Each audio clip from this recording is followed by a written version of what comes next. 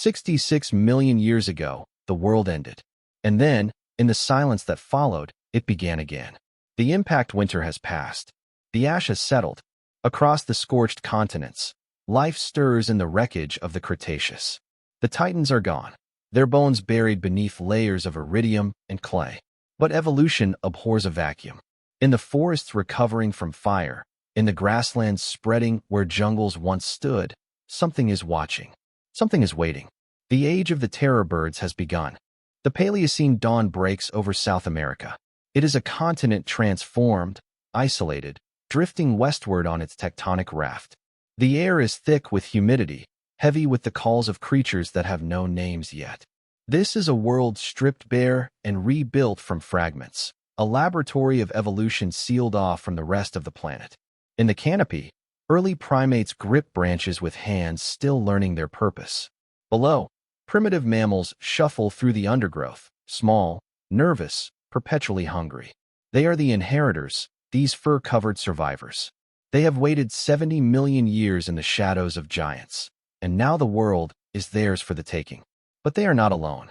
Across a clearing, something moves with a different confidence. It stands nearly as tall as a man, covered not in fur, but in sleek, dark feathers. Its legs are powerful, built for speed. Its head turns with the sharp, mechanical precision of a predator calculating distance. When it opens its beak, the morning sun glints off edges designed for a single purpose: to kill. This is no dinosaur. The great non-avian dinosaurs are extinct, their lineage severed by cosmic fire. But birds, those feathered theropods that took to the skies in the Jurassic, have survived. And some of them have returned to the ground, reclaiming the ecological thrones their ancestors abandoned. Evolution has given them a second chance, and they will not waste it. The Paleocene world is strange, alien to modern eyes. The climate is warmer, wetter. Carbon dioxide levels are elevated from volcanic activity, creating a greenhouse planet where palms grow in Wyoming and crocodiles bask in Arctic summers. South America, newly separated from Africa by the widening Atlantic, drifts in tropical isolation. Here, in this hothouse laboratory, evolution works with unusual speed. The extinction event has reset the clock. Every ecological niche is open, every opportunity available to species that can adapt quickly enough to seize them. And birds, with their high metabolisms and rapid generation times, are evolution's perfect experimental subjects. The early terror birds are modest creatures by the standards of what they will become. Species like Paleosolopterus, whose fragmentary remains have been found in Paleocene deposits, stand perhaps 3 feet tall. They are opportunistic predators, hunting lizards and small mammals in the undergrowth. But they possess something crucial: the anatomical foundation for greatness. Their legs are already powerful, adapted for running rather than perching. Their beaks, though small, are hooked and sharp. Their skulls show enlarged eye sockets, forward-facing, predatory eyes that can judge distance and movement with precision. And their wings, though present, are already beginning to reduce. Flight is becoming optional. The ground offers riches enough. Watch one of these proto-terror birds hunt in the Paleocene twilight. It moves through fern thickets with the careful steps of an ambush predator. A primitive mammal, something like a large rat, emerges from its burrow. The bird freezes. Only its head moves, tracking the prey with mechanical precision. The strike is sudden. The bird lunges forward, closing the distance in 3 explosive strides. The beak comes down like a pickaxe, striking the mammal's skull. The prey convulses and dies. The bird tilts its head, studying its kill for a moment, then begins to feed. This is how empires begin, not with dramatic revolutions, but with small advantages compounded over millions of years. Faster legs, sharper beaks, better vision. Each generation slightly more efficient than the last. Each predator slightly more deadly. Time passes. Epochs blend into one another like watercolors on a canvas. The Paleocene gives way to the Eocene, the epoch of dawn. And with it comes the dawn of the true terror birds. 10 million years have passed since the asteroid impact. The Eocene brings warmth, forests, and opportunity. The terror birds, the Phorusrhacos, have diversified into a family of apex predators unlike anything the world has seen since Tyrannosaurus vanished. Meet Phorusrhacos longissimus. standing 8 feet tall at the head, weighing 300 pounds of muscle, bone, and feather. This is the patriarch of nightmares. Its name means rag-bearer, a reference to the tattered appearance of the first fossil skull discovered in Argentina's windswept Patagonia in 1887 by Argentine naturalist Florentino Ameghino. But there is nothing ragged about this animal in life. Phorusrhacos moves through the forests of Miocene South America with the commanding presence of royalty. Each step covers 6 feet of ground. Its legs are pure machinery, muscle and tendon wrapped around bones hollow like its ancestors, but thickened for the impact of pursuit. The tibiotarsus, the main lower leg bone, is massive, reinforced with internal struts that can withstand the stress of a 300-pound predator hitting 30 miles per hour. Its feet end in massive claws, each the length of a human finger, curved for gripping struggling prey. The feet are zygodactyl, with one toe pointing backward for balance, 3 pointing forward for grip. When Phorusrhacos strikes, these claws can pierce hide and pin prey to the ground while the real weapon does its work. But it is the head that defines this predator. Nearly 2 feet long, the skull is a masterpiece of evolutionary engineering. The beak is a weapon, sharp, hooked, compressed from side to side into a blade nearly 4 inches thick at the base. The upper mandible curves downward like a scythe, meeting the lower mandible in a scissor-like arrangement that can shear through flesh and crush bone. The jaw muscles, anchored to a massive sagittal crest at the back of the skull, can generate crushing force estimated at over 1,000 pounds per square inch. Studies using CT scans and finite element analysis, the same technology used to test bridge designs, show that the Phorusrhacos skull could withstand tremendous impact forces. This is not a tool for pecking. This is an axe, a hammer, a blade all in one.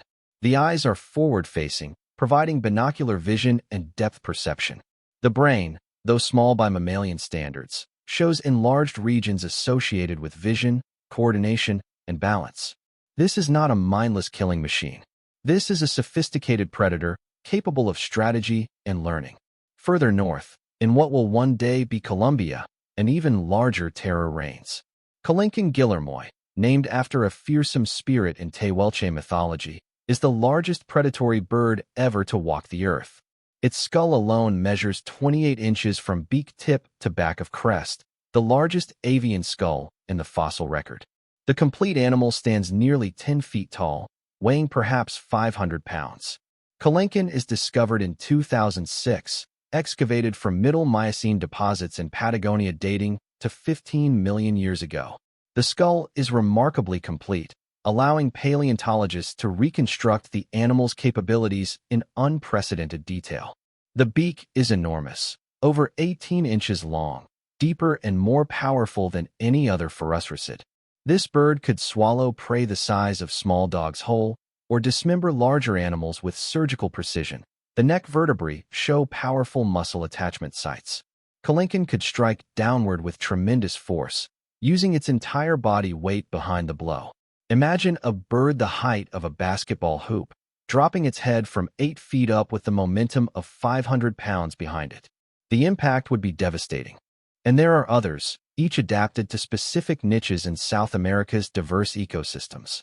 Titanis wallery, standing 7 feet tall, will eventually become the only terror bird to successfully invade North America. Patagorni's marsher, smaller and more gracile, hunts in the grasslands like a feathered cheetah, relying on speed rather than power. Andalgalornis stileti represents a different approach entirely. This medium-sized terror bird, standing perhaps 5 feet tall, possesses a remarkably reinforced skull. Studies published in 2010 using computational modeling show that Andalgalornis's skull was built to withstand impacts from repeated strikes, essentially headbutting prey to stun them before tearing them apart. The bird would grip prey with its claws, then hammer downward with its beak, using its skull as a club. In the forests, smaller species evolve. Celopterus, the bear wing, stands only 3 feet tall, but it is swift and agile, hunting through dense vegetation where larger species cannot follow. It pursues monkey-sized mammals through the trees, leaping between branches with the agility of a raptor. For 25 million years, these birds dominate. They are the jaguars of their time, the wolves, the lions. They are evolution's answer to a world without tyrannosaurs, and they are supremely adapted to their role. To understand how terror birds dominated for so long, we must understand their bodies, the evolutionary toolkit that made them apex predators. Watch Phorusrhacos hunt on a Miocene morning. The setting sun filters through ancient forests, ancestors of the sabo and algarobo trees, but older, stranger. The air is alive with insect sounds, the calls of early birds, the rustling of mammals in the undergrowth. This is a world still finding its modern form. A herd of small mammals, primitive ungulates called litopterns, graze in a clearing.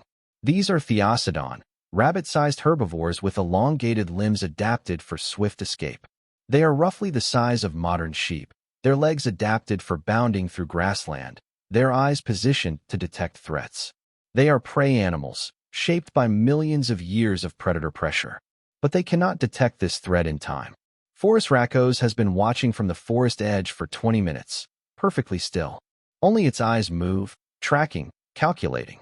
Terror birds have exceptional vision, forward-facing eyes that provide binocular vision and depth perception, the same predatory advantage that humans possess. The eyes are large, perhaps 3 inches in diameter, with retinas packed with light-sensitive cells. They can judge distance with deadly accuracy, can detect movement in low light, can see in color, useful for tracking prey through dappled forest shadows. The bird's brain, though small by mammalian standards, is sophisticated. CT scans of Phorusrhacid skulls reveal enlarged optic lobes, the brain regions processing visual information. The cerebellum, controlling balance and coordination, is also enlarged. These are not mindless killers. They are strategic predators, capable of planning, of learning, of adapting their tactics to specific prey. Studies of modern predatory birds provide insight into terror bird cognition. Caracaras, distant relatives of Phorusrhacids, can solve complex puzzles, use tools, and learn from observation. They plan ahead, caching food and remembering locations. There is no reason to believe terror birds were any less intelligent. The attack, when it comes, is explosive. Phorusrhacos burst from cover at 30 miles per hour. The litopterns scatter in all directions, their alarm calls piercing the morning air. But the bird has already chosen its target, a juvenile separated from the group by 3 crucial seconds. In predator-prey dynamics, that's an eternity. The distance closes with terrifying speed. Those powerful legs, descendants of the same cursorial adaptations that made velociraptors lethal, eat up the ground in massive strides. Each step is perfectly coordinated. The bird's head remains stable despite the violent motion of its body, kept level by sophisticated balance systems in the inner ear. Biomechanical studies using computer modeling show how efficient terror bird locomotion was. The legs act like springs, storing and releasing elastic energy with each stride. The hollow bones reduce weight without sacrificing strength. The body is streamlined, offering minimal wind resistance. This is biological engineering at its finest.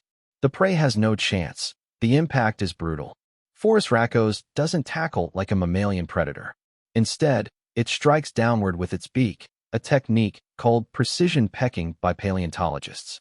The hooked tip catches the litoptern's spine between vertebrae. The bird's neck, reinforced with powerful muscles, snaps downward. The force is immense, perhaps 1,500 pounds per square inch concentrated on a point the size of a fingernail. Bone cracks.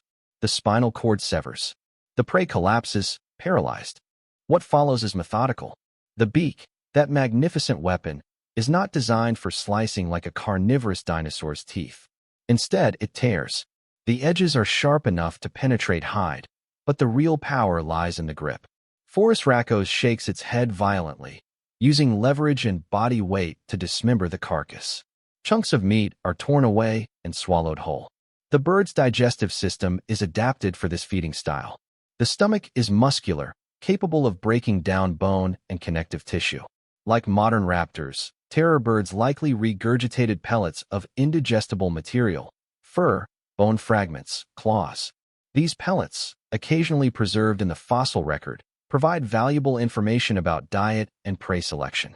Research on terror bird biomechanics, particularly studies published in 2010 by paleontologist Federico de Grange, suggests they could generate bite forces exceeding 1,000 pounds per square inch, comparable to modern big cats. But unlike cats, which kill by suffocation through throat bites, terror birds kill with trauma. They are living hammers, dealing devastating blows to skull, spine, and limbs. The strike to the spine is strategic. Terror birds seem to have targeted specific anatomical weak points. Fossil prey remains sometimes show distinctive damage patterns, vertebrae crushed at specific points, skulls fractured in characteristic ways. This suggests learned behavior, perhaps even cultural transmission of hunting techniques from parent to offspring, and they are fast. Trackways discovered in Argentina preserve the footprints of running Phorusrhacos. Analysis by paleontologist Jorge Janis suggests sustained speeds of 30 miles per hour, with sprint bursts potentially exceeding 40. The trackways show long stride lengths, up to 6 feet, and evidence of sharp turns at speed. These birds were not just fast in straight lines. They were agile, able to pursue twisting, turning prey through complex terrain. For reference, a modern ostrich, the fastest bird on land today, tops out at 43 miles per hour. But an ostrich is a grazer running from danger. Terror birds ran toward it. The psychological difference is significant. Prey animals are limited by fear. They run until they feel safe. Predators are limited only by stamina and the speed of their prey.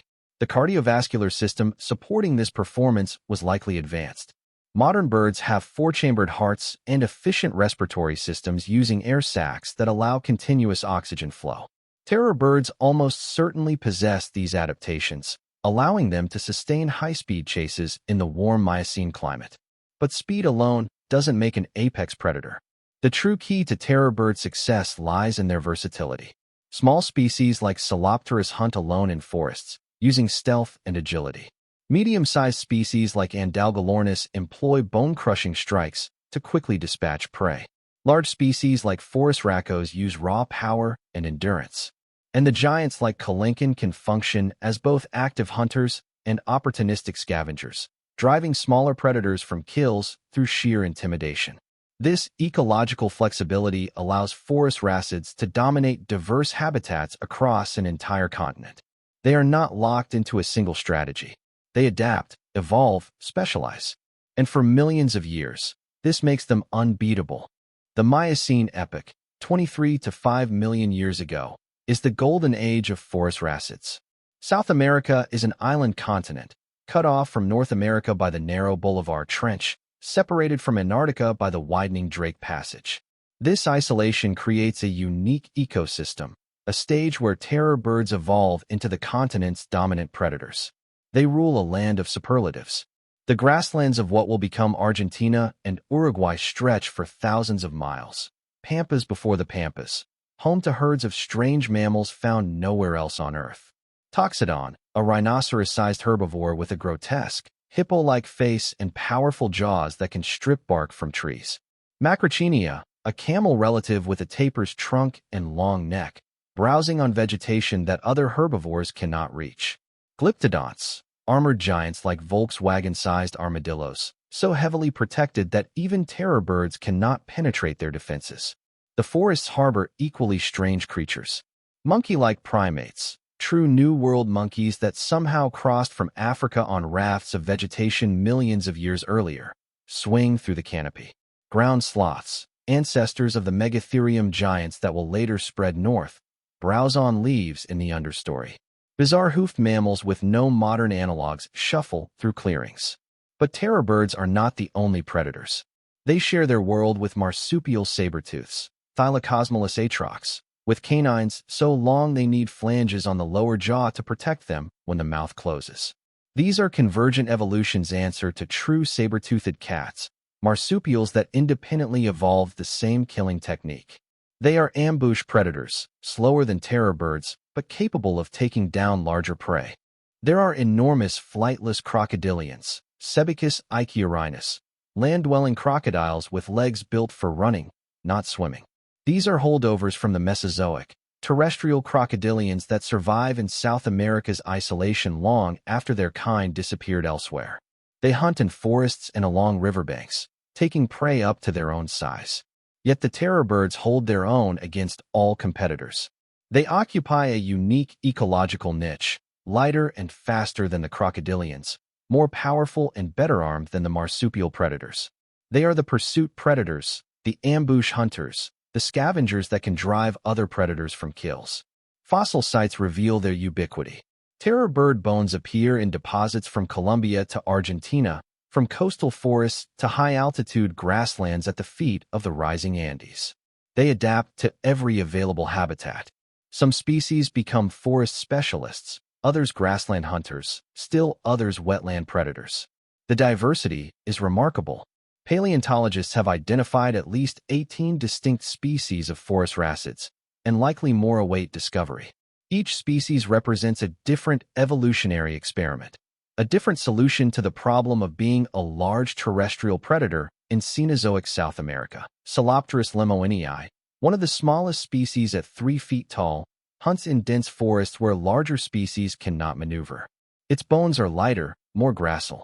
It can leap between low branches, pursuing monkey-sized mammals through three-dimensional terrain.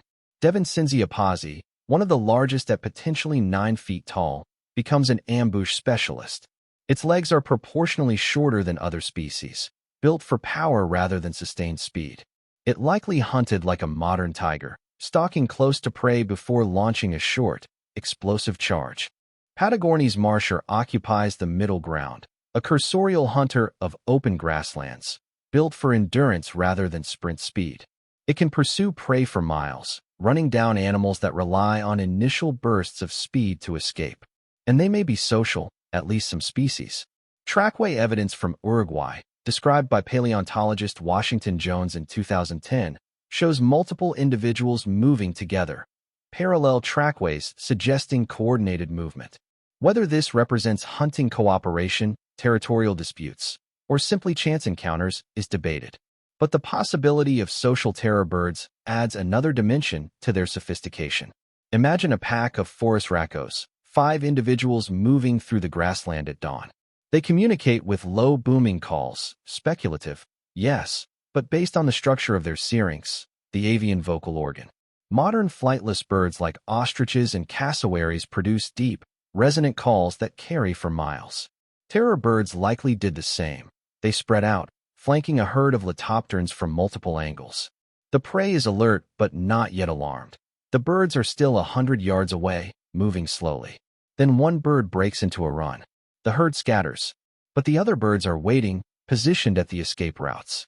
The prey is channeled, driven into an ambush. One animal stumbles. 2 birds converge. The kill is swift and efficient. This is coordination. This is intelligence. This is evolution taking the blueprint of predatory theropod dinosaurs and refining it for a new age. But coordinated or solitary, terror birds shape their ecosystems through their presence.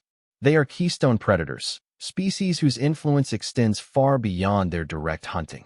By controlling herbivore populations, they affect plant communities. By scavenging, they recycle nutrients.